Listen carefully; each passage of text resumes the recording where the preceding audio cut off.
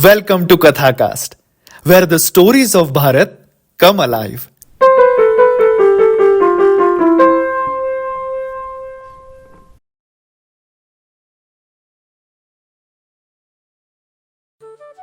Our today's topic is about the essence of love and unity in Hinduism. Indian family structure is the strongest in this world. Let us try to have a discussion about this in today's episode. I have my friend along with me today. His name is Bharatendu. So Bharatendu, what do you think? What is the first word that comes to our mind when we think of family? When we hear the word family, many images come to mind. We think about our children, our partners, our parents, our brothers and sisters, our aunts, uncles, or cousins, our grandparents, our friends. Family is about love and connection. It's about the network of relationships that are important to us. Family, for me, also brings to mind certain important actions: making memories, forging bonds with others, and advancing personally.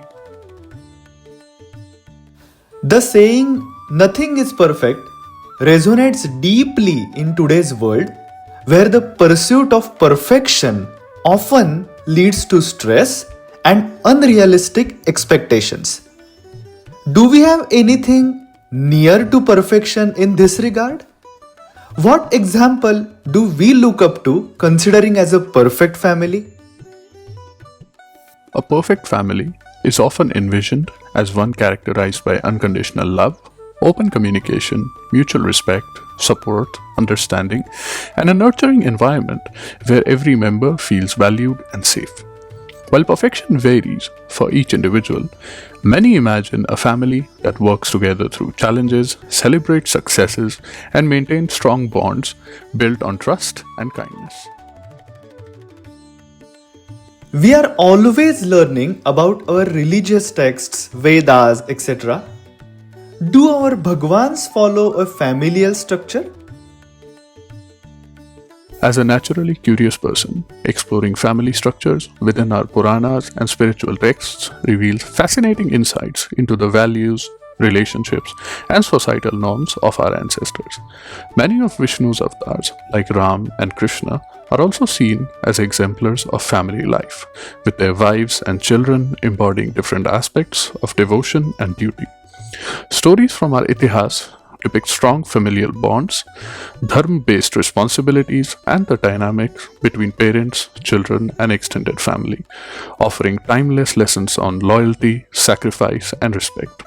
For instance, tales of Lord Rama's unwavering devotion to his family and duty, or the relationships within the Mahabharata, highlight complex yet profound familial interactions.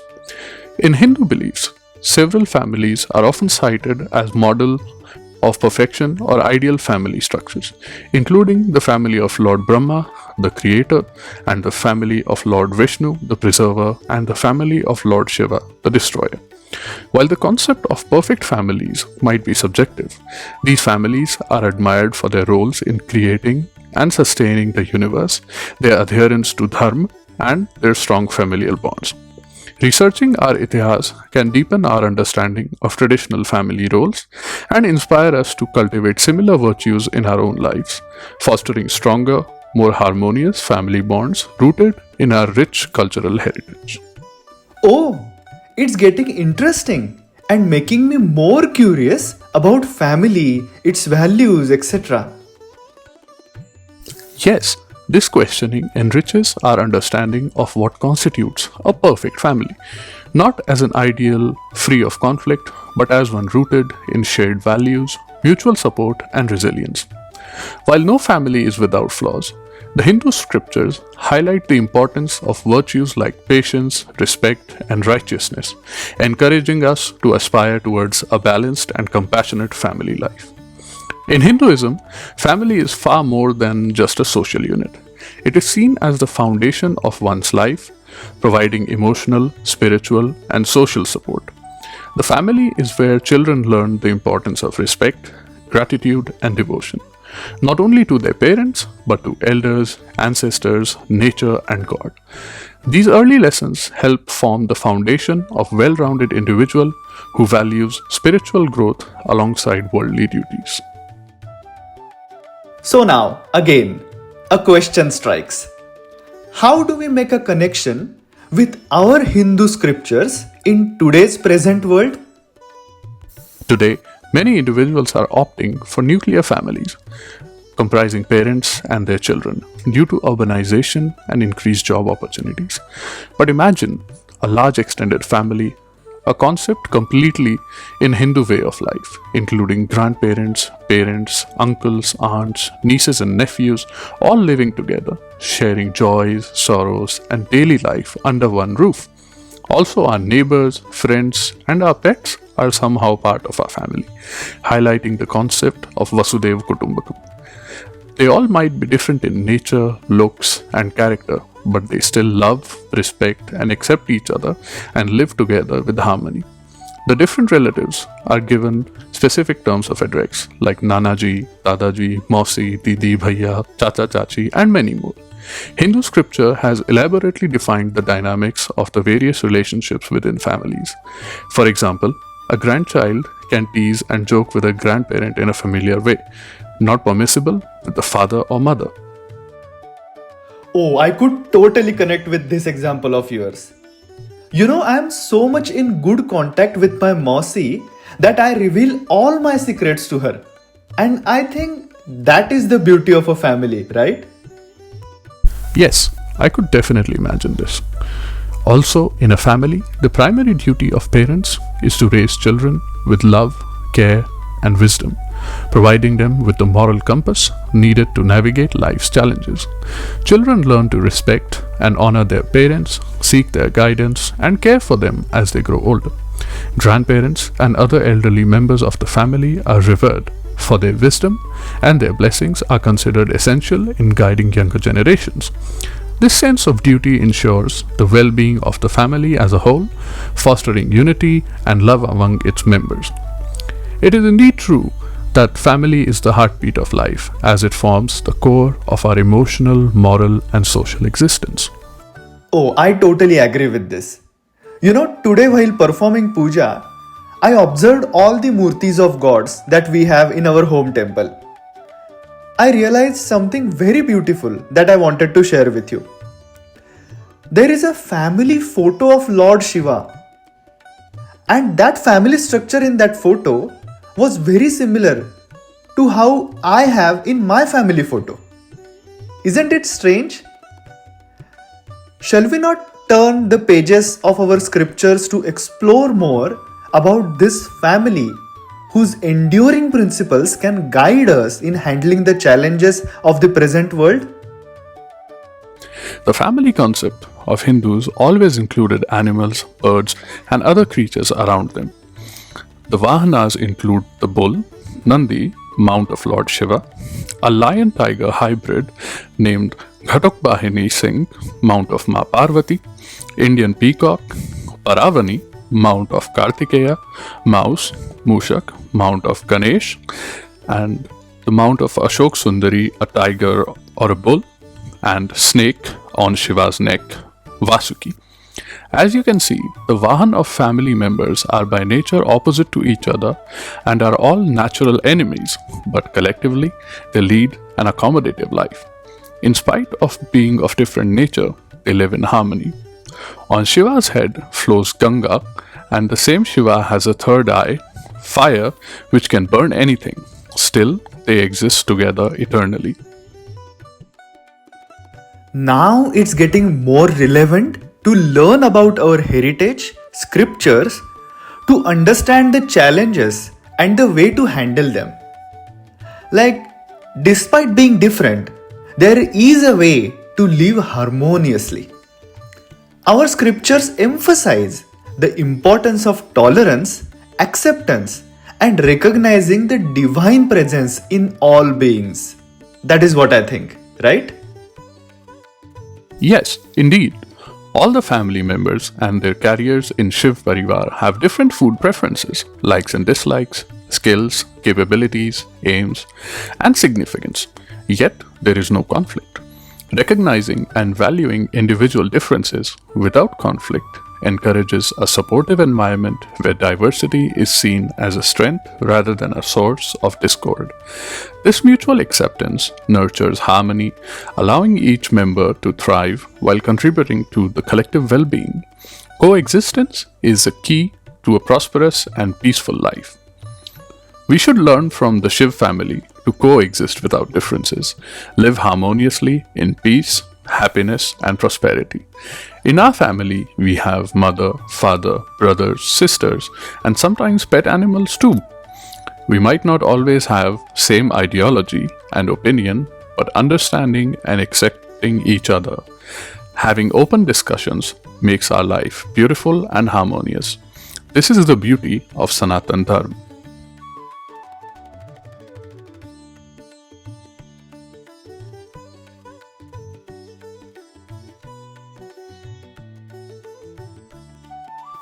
I'm glad you find the narration interesting.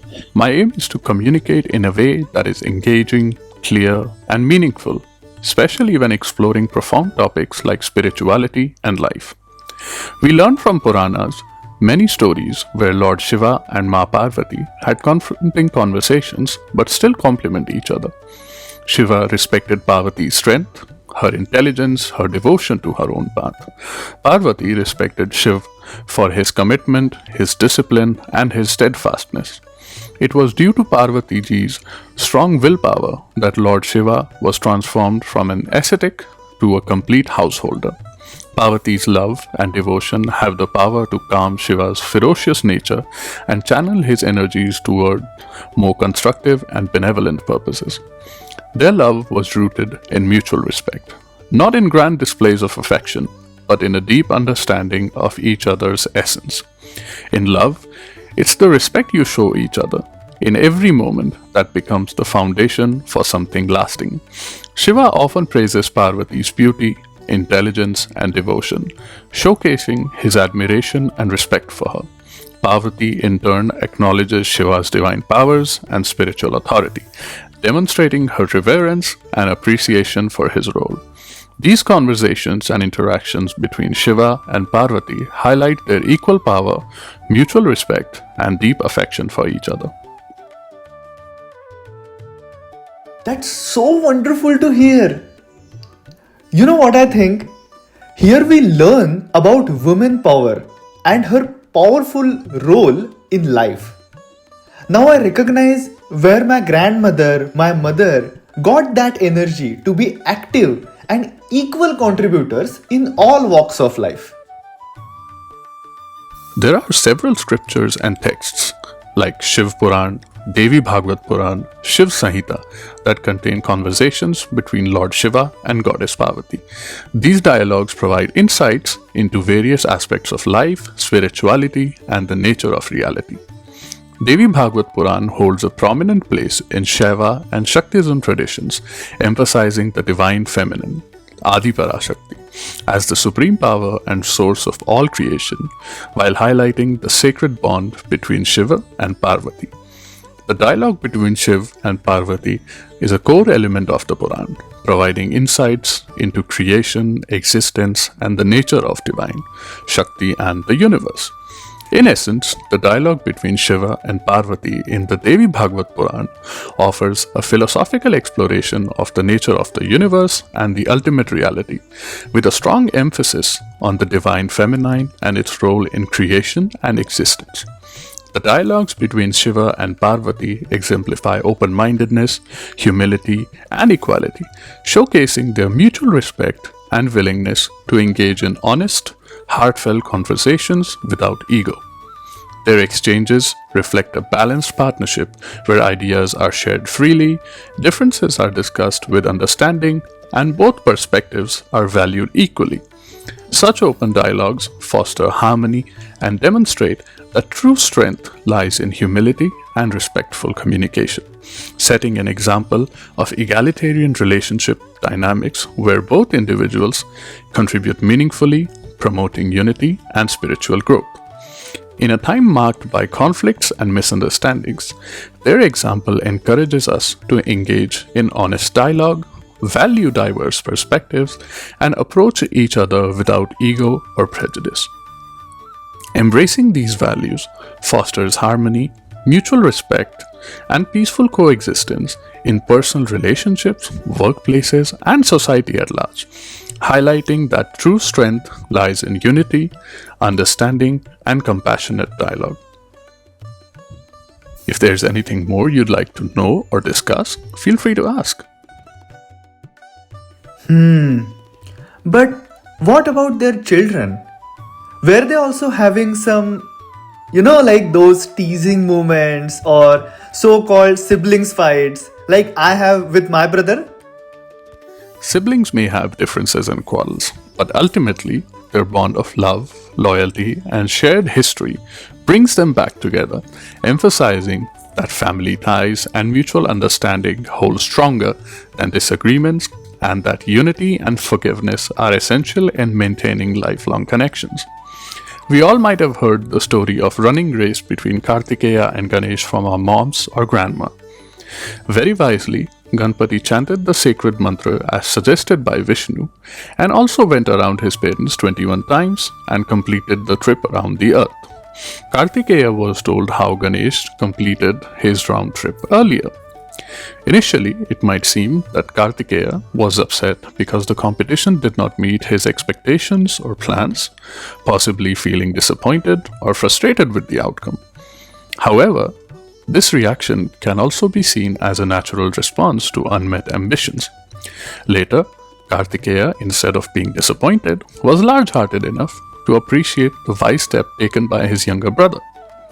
Recognizing and managing such emotions constructively can lead to personal growth and a deeper understanding of true strength, emphasizing that setbacks are opportunities to learn and improve and have healthy familial relations rather than sources of permanent disappointment.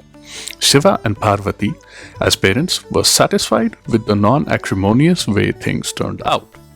Despite possessing extensive knowledge, parents sometimes choose to let their children explore and learn on their own because they understand that experiential learning fosters independence, confidence, and resilience.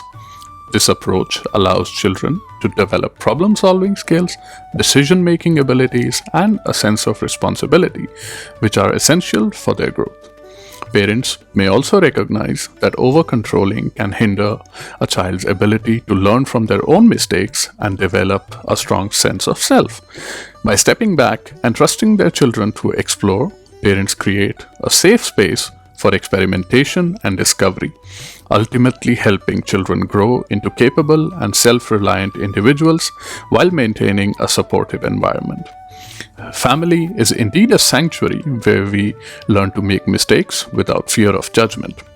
This foundation encourages us to take risks, learn from errors, and build the emotional strength necessary to navigate the broader world, emphasizing the importance of empathy, patience, and understanding within familial bonds.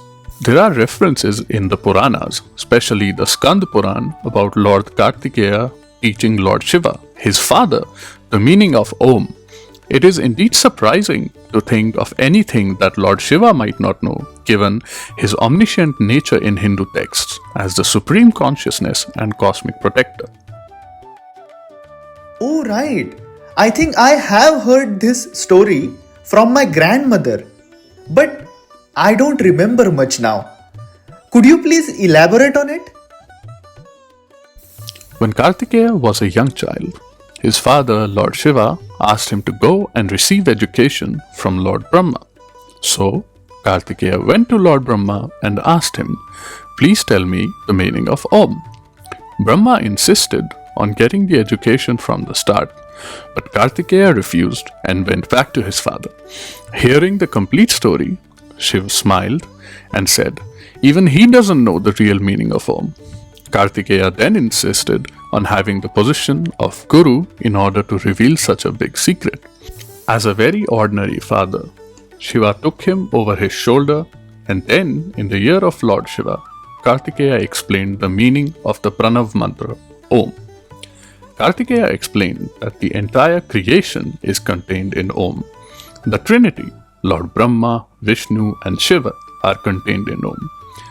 The essence and also the secret of Om, Lord Kartikeya narrated to Lord Shiva. On hearing this, goddess Parvati was overcome with joy.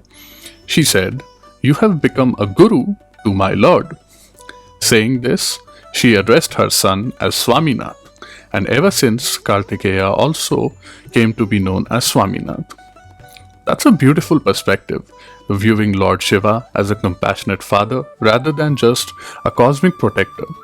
Highlights his nurturing and understanding nature, allowing his child the space to learn, express, and grow, much like a parent guiding their child through experiences and discoveries, reinforcing the idea that divine love encompasses patience, trust, and encouragement for individual growth. Such acts remind us that true strength often lies in gentle, caring actions that reinforce connection, trust, and unconditional love within a family, and could be a beautiful learning for our present situations. Kartikeya's insistence on becoming a guru to reveal a significant secret to his father reflects his desire to share important knowledge and fulfill his role responsibly. His determination likely stems from a sense of duty, respect, and the understanding that imparting such a profound truth requires wisdom and maturity, which a guru embodies. By seeking this position, Kartikeya demonstrates his commitment to his family and his readiness to take on a leadership role that involves guiding others and sharing crucial insights.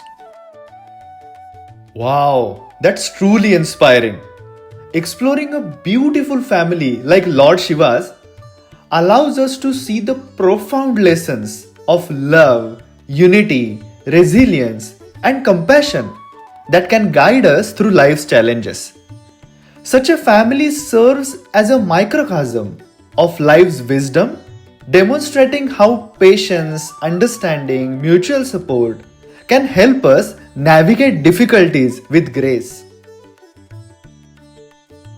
Accepting the competencies and weaknesses of others fosters a sense of understanding, patience, and compassion, which in turn creates a positive and harmonious environment that makes us happy and cheerful. When we embrace others as they are, without undue judgment or expectation, we cultivate stronger relationships built on acceptance and empathy.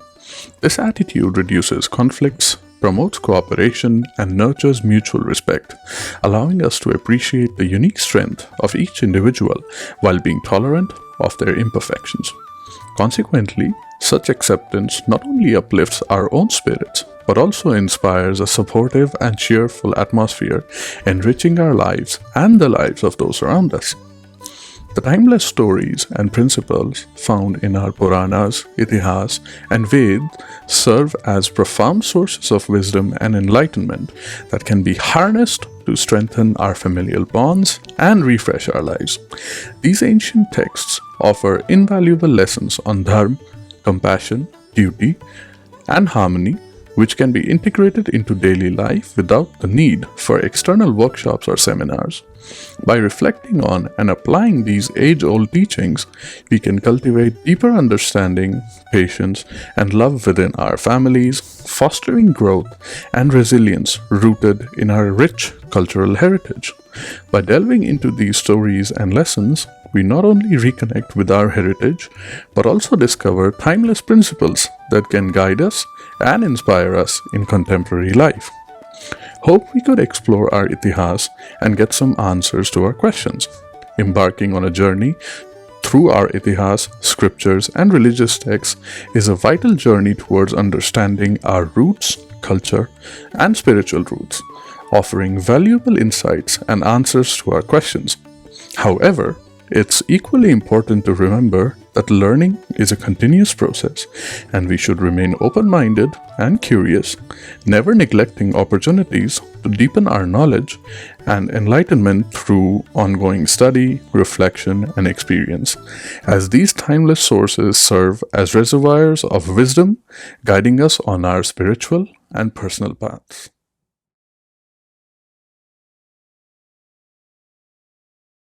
Kathacast takes you on a journey of understanding Bharat, Dharma, and Sanatan values through Katha, that is stories, Itihasa, that is history, Utsav, that is festivals, and Bodhiks, that is intellectuals.